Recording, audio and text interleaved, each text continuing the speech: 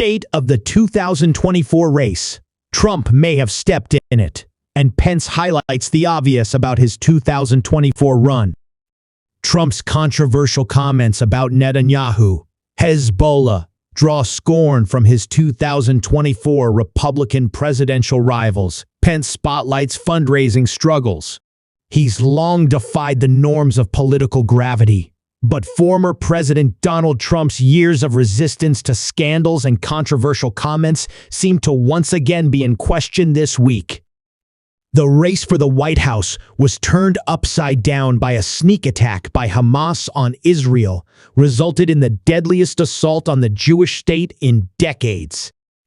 Days after the initial attack, which resulted in thousands killed and wounded after Hamas militants swarmed into Israel and butchered civilians, spurring Israeli counterattacks on the Hamas-controlled Gaza Strip, Trump stirred controversy earlier this week courtesy of comments critical of Israeli Prime Minister Benjamin Netanyahu and his description of a terror group as smart.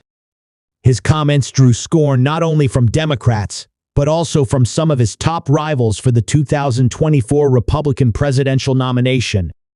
In interviews with Fox News, Florida Gov.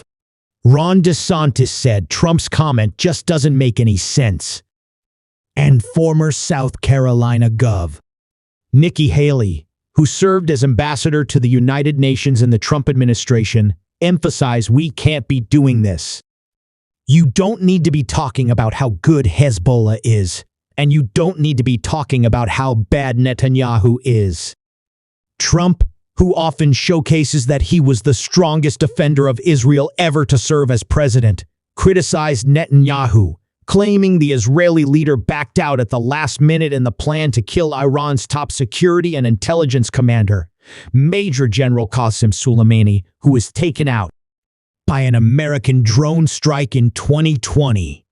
I'll never forget that Bibi Netanyahu let us down. That was a very terrible thing, Trump said. We were disappointed by that, very disappointed. But we did the job ourselves, and it was absolute precision, magnificent, beautiful job. And then Bibi tried to take credit for it. That didn't make me feel too good, Trump said. Pointing to the apparent Israeli intelligence failure to anticipate the Hamas attack, Trump said, Israel must straighten it out and strengthen themselves up.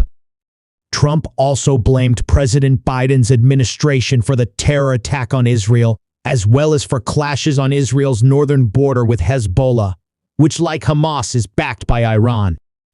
Trump then credited Hezbollah, which along with Hamas is committed to the destruction of the Jewish state, saying Hezbollah, they're very smart. I don't know what he was doing. I know they got him on the teleprompter.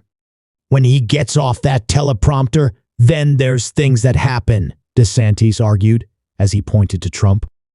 But the reality is, this is the time to be strong. It's a time for moral clarity and to make sure that Israel is able to defend itself to the hilt.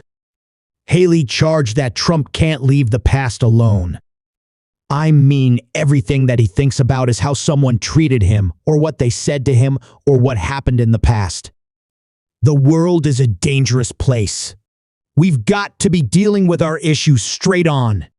Focused, disciplined, and ready to go. Asked about the controversy, Trump's two-time running mate, former Vice President Mike Pence, shook his head as he told Fox News on Friday that he found the former president's comments to be reckless and irresponsible. Another 2024 rival, North Dakota Gov. Joe Burgum, told Fox News that if you want to do that, then be a pundit on TV. While Trump and Netanyahu were close allies for years, the former president turned on the embattled Israel leader after Netanyahu congratulated then-President-elect Biden for winning the 2020 election, while Trump was still trying to overturn the results. White House spokesman Andrew Bates called Trump's statements dangerous and unhinged. Israeli Communications Minister Shlomo Karhi told Israel's Channel 13 that it was shameful that a man like that, a former president abets propaganda and disseminates things that wound the spirit of Israel's fighters and its citizens. A Trump campaign spokesperson clarified the GOP frontrunner's remarks in a statement to Fox News Digital. President Trump was clearly pointing out how incompetent Biden and his administration were by telegraphing to the terrorists an area that is susceptible to an attack, the spokesperson said. Smart does not equal good. It just proves Biden is stupid. The spokesperson also pointed to another moment from Wednesday's speech, when Trump said that if he regains office, the United States will fully support Israel, defeating, dismantling, and permanently destroying the terrorist group, Hamas.